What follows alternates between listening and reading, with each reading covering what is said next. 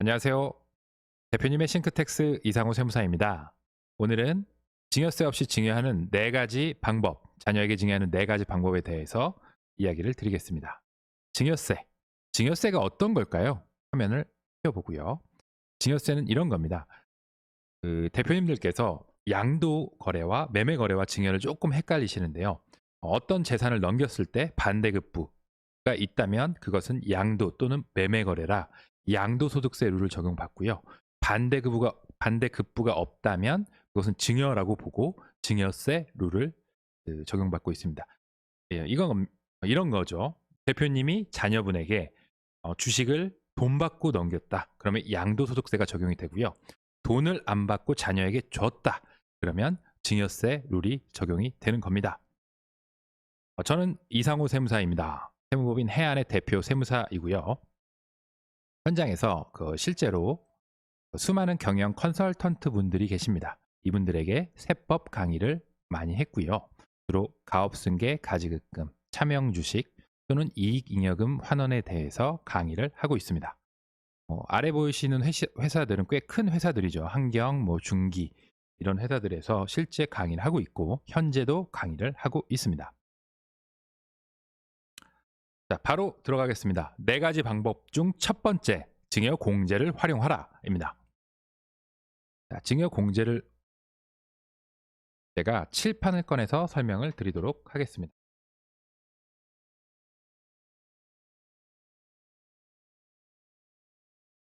증여 공제를 활용하라인데요. 자, 보겠습니다. 자, 부모님께서 자녀에게 5억치 주식을 그냥 반대급부 없이 줬다고 가정을 하겠습니다. 준 부모님 증여자라 하고 받은 자녀는 수증자라고 합니다.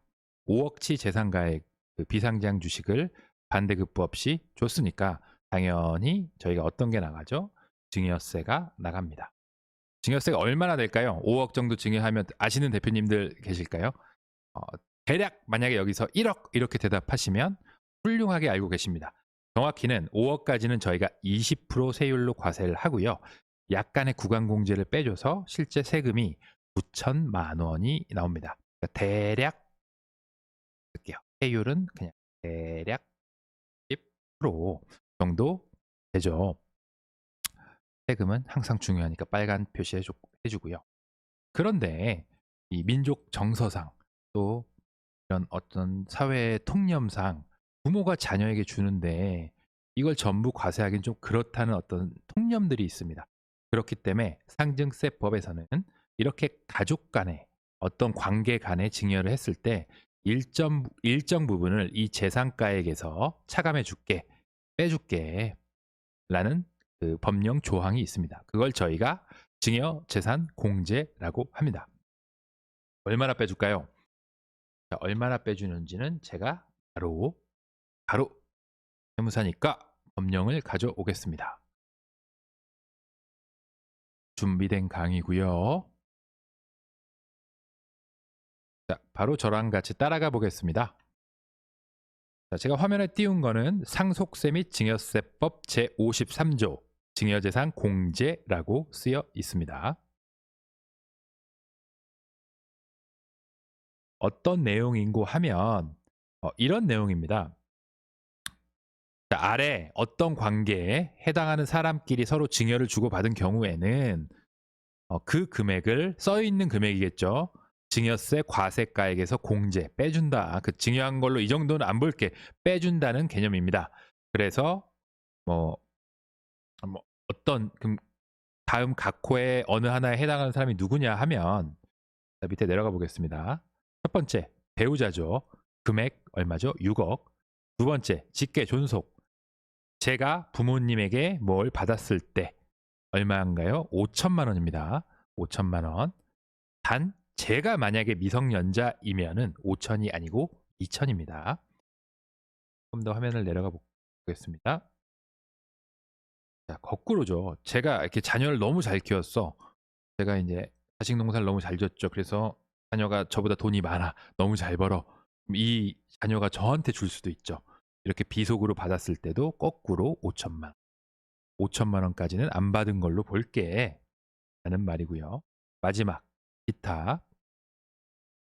이런 직계 또는 부부 관계 말고 또는 사촌 이내 혈족, 6촌 이내 혈족 또는 4촌 이내 인척, 이 관계끼리 서로 뭔가 뭐 무상으로 받았다, 뭐 삼촌한테 제가 받았다 하는 경우에 1,000만 원을 빼줄게 라는 법 조항이 있습니다. 이게 상증세법 53조입니다. 자, 이렇게 법에 규정을 해놓은 방법이 있습니다. 즉, 이 관계에 따라서 최소 배우자면 6억, 자녀에게는 5천, 미성년 자녀에게는 2천이죠.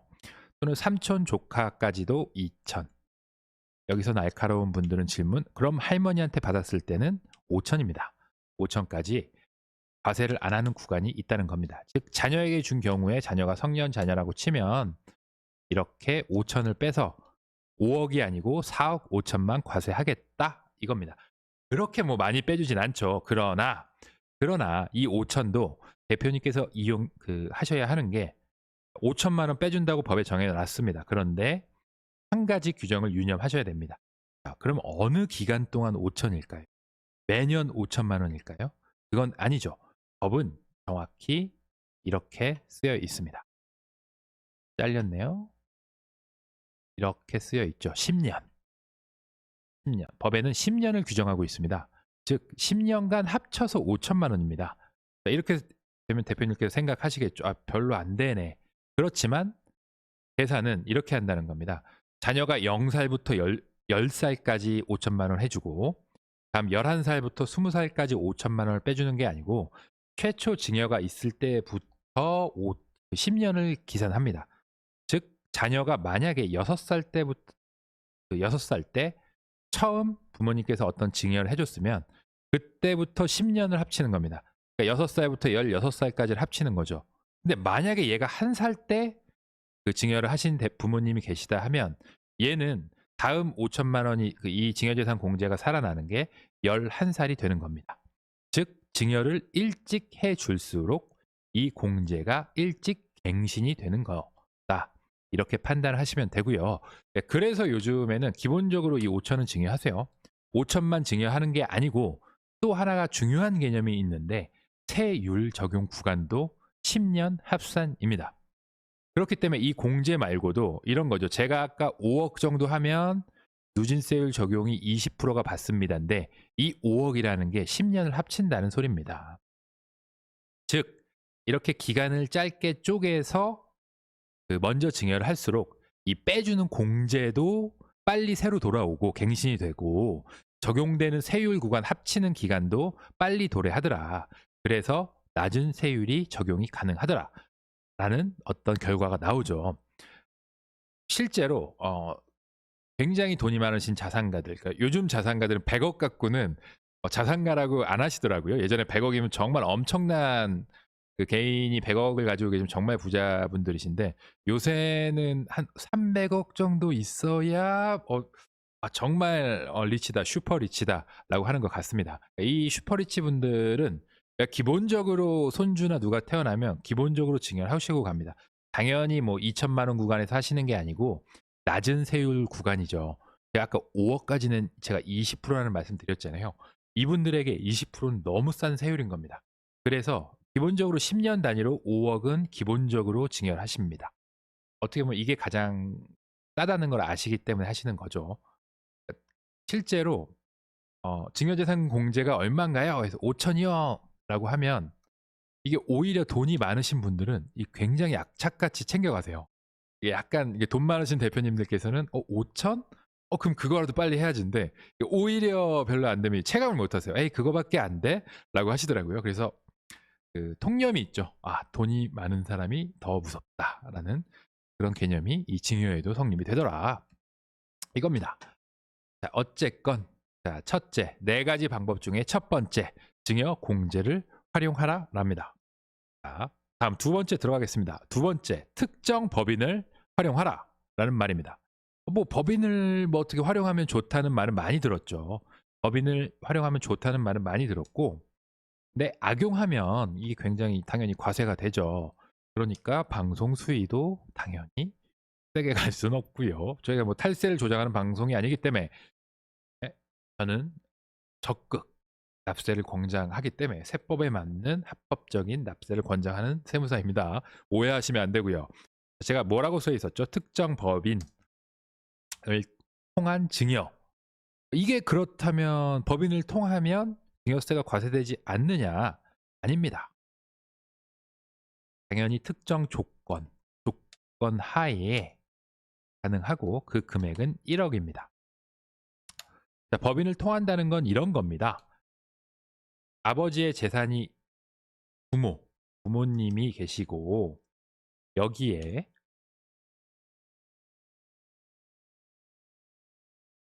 자, 부모님이 계시고 여기에 법인이 있습니다. 주주가 자녀인 법인이 있습니다. 부모님이 돈이 많아. 부자. 자, 이 경우에 이 법인에 좀 전처럼 제가 5억 당장 주식 5억을 그냥 줬다고 가정을 하겠습니다. 자, 이렇게 준 경우에 자, 누가 받았죠? 누가 증여를 한 거죠? 지금 부모님이라는 개인이 부모도 그냥 부모가 아니라 부자 부모님이 자녀에게 한 게 아닙니다. 정확히 자녀의 법인에게 한 경우입니다. 자녀의 법인에게 5억이라는 재산을 반대급부 없이 그냥 줘버린 겁니다. 이걸 저희가 증여라고 하고요. 자, 증여라고 봤는데 제가 말씀드리지 않은 개념 중에 증여세는 법인에 적용되지 않습니다. 라고 하니까 그러면 이렇게 되죠. 당연히 그럼 이 자녀 법인에만 주면 그럼 재산을 막 5억, 1000억을 막 줘도 돼?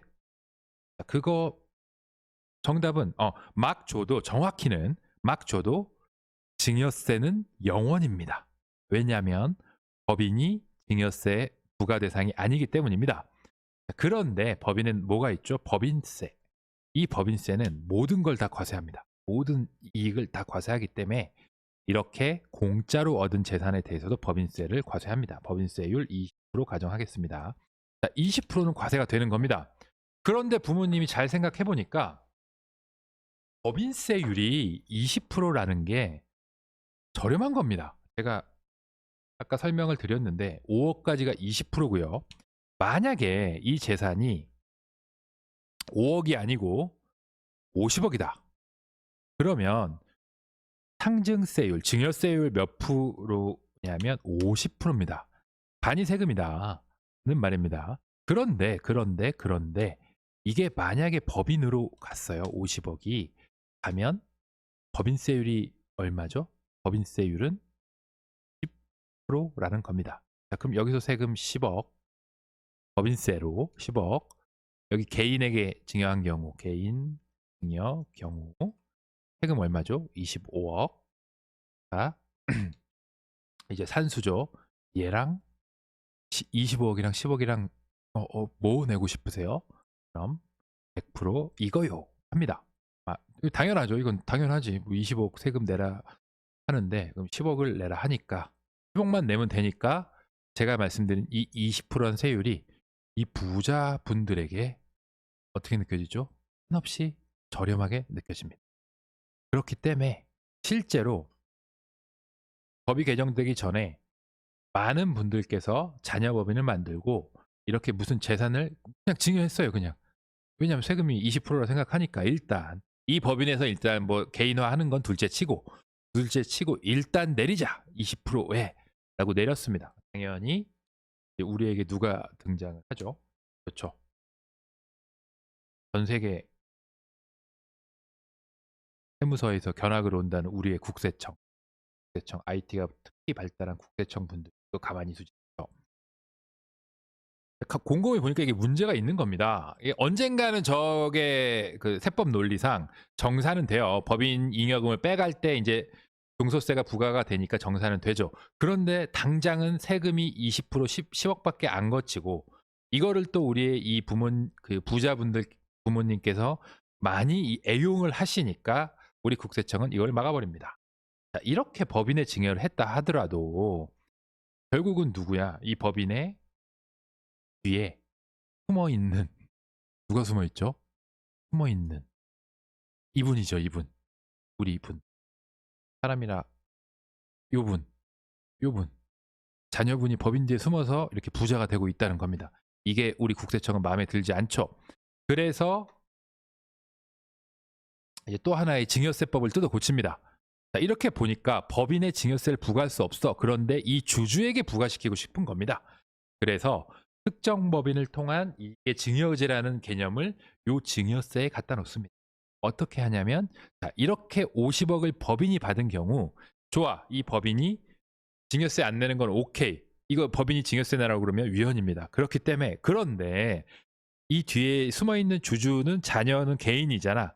너희들이 증여를 받은 거로 봐서 세금을 내 이겁니다. 뭔가 아다르고 어다른 것 같는데 결국은 자, 너희가 세금을 내라 이 말입니다.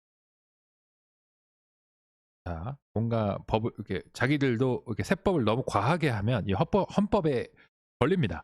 걸리기 때문에 이게 싹싹 돌아서 자, 이렇게 숨어 있는 자녀에게 세금을 부과할 수 있도록 증여세법을 개정했다라는 말까지 제가 했고요. 얘들 보고 세금을 내라고 하는데 당연히 이거는 좀 과한 게 있죠. 왜냐하면 당장 이 주주들은 어떤 상황이 되냐면 이런 겁니다. 예를 들어 이게 법인의 아까 제가 20% 세금 10억을 냈다 치고 여기까지 범위세 냈는데 지금 국세청이 누가 마음에 안 들어? 이 뒤에 숨어 있는 애들이 마음에 안 들어. 얘네가 만약에 세금 내는 게 제가 그냥 10억 퍼센테이지가 붙네요. 여기도 10억이라고 가정하겠습니다. 요거는 법인이 요거는 주주인 자녀가 주주기 때문에 내는 겁니다. 자녀가 이렇게 냈다고 칠게요. 어떤 문제가 생기냐면 이거 지금 예리하신 대표님들은 바로 보셔야 됩니다. 이 자녀가 지금 무슨 돈을 받았나요? 현금 돈이 있어야 10억을 내죠. 만약에 자녀 개인이 뭐 50억짜리 뭘 받았어. 그럼 이거 팔아서 10억치 내면 되잖아요. 근데 가만히 보니까 이 자녀는 받은 게 아무것도 없는 겁니다. 지금 현재. 이 법인이 50억을 가져갔고 이 자녀는 그냥 가만히 있어서 부가 좀 증가한 거는 맞아.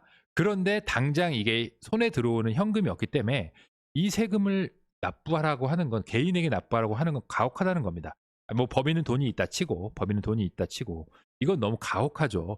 그렇기 때문에 여기에 엄격한 어떤 조건들을 막 붙입니다. 당연히. 그래, 이건 조금 내가 봐도 과한 것 같아. 그러니까 이게 뭐 특정한 경우에만 과세되는 걸로 하고 조건이죠. 조건으로 과세하는 겁니다. 왜냐하면 이걸 무조건부로 하면 너무나 과세 범위가 넓어지기 때문에 납세자의 권익을 너무 침해한다 해서 특정 조건이 있는 경우만 이게 발동이 되고 그 경우에도 1억까지는 봐줄게 라는 그 구간이 있습니다. 1억까지는 봐줄게. 자, 이 구간을 활용을 하면 결국은 세금이 나오지 않을 수 있다는 겁니다.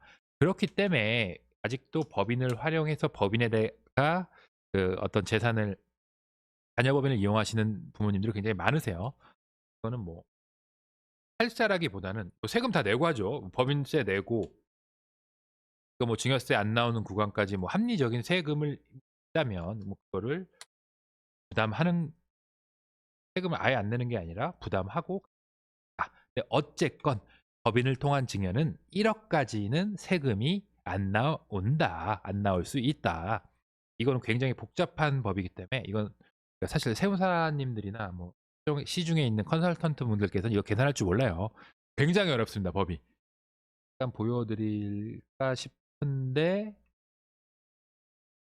잠깐 보여드릴까? 그 세법 중에 그런 법들이 있어요. 그 도무지 사람이 읽을 수 없게 써놓은 법 이겁니다. 정확히 45조의 5 특정 법인과의 거래를 통한 이익의 증여 의제라고 해서 무슨 조건이 어떻고 뭐가 어떻고 하다면 뭐 과세를 할 게인데 이거 세금 계산이 굉장히 복잡합니다. 굉장히 복잡하기 때문에 실제로는 심플하지가 않다. 굉장히 유의하셔야 됩니다. 그러니까 자녀법인에 무언가 줄 때는 요거에 거꾸로 얘기하면 이게 잘못 걸리면 증여세 폭탄이 나오는 거고 구간을 1억까지 세팅을 잘 하면 세금이 안 나오는 겁니다. 그렇기 때문에 대표님들께서는 반드시 자녀법인에 뭔가를 주고자 할 때는 신중하게 검토하셔야 합니다. 자, 여기까지가 두 번째 강의입니다. 두 번째. 네 가지 방법 중에 두 번째고요. 시간이 지금 한 20분 정도 흘렀습니다. 그렇기 때문에 나머지 두 가지 방법은 제가 한번 잘라서 다음 강의에 설명을 드리겠습니다. 현재 시간이 현재 제가 지금 방송 촬영하는 시간이 새벽 2시 42분입니다. 제가 오늘도 대표님들을 위해서 이렇게 유튜브를 하고 있고, 사실은 제가 다 열심히 하려고, 열심히 비즈니스를 하기 위해서, 주로 저는 낮에는 주로 업체 대표님들을 만나고 출장을 가고요. 저녁에는 주로 법령 검토를 하고요. 보고서를 작성하고요. 세법 검토 계산을 합니다. 그러면 유튜브는 언제? 새벽에 합니다. 새벽에. 제가 갑자기 이 강의를 끊으면서 이런 말을 구구절절 하는 이유가 뭘까요? 이걸 보고 계신 대표님들은 이 젊은 세무법인 대표 이상호 대표가 이렇게 열심히 하는구나.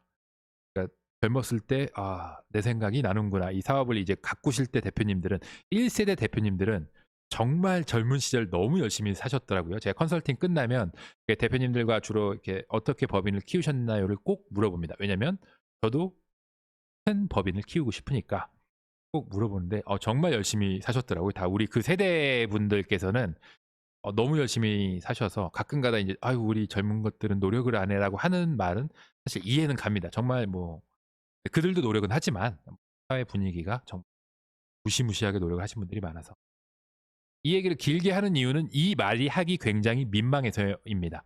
어떤 말이냐면 제 강의를 보고 도움이 되셨으면 좋아요와 구독, 다음에 알람 설정을 부탁드립니다. 강의 여기서 한번 끊을게요. 끊어가고 다음 강의 바로 이어서 촬영을 할 테니까 대표님들께서도 잠시 물 한 잔 마시고 바로 나머지 이 세 번째, 네 번째 방법들을 저와 같이 다시 한번 한 이야기를 하시기 바랍니다. 감사합니다.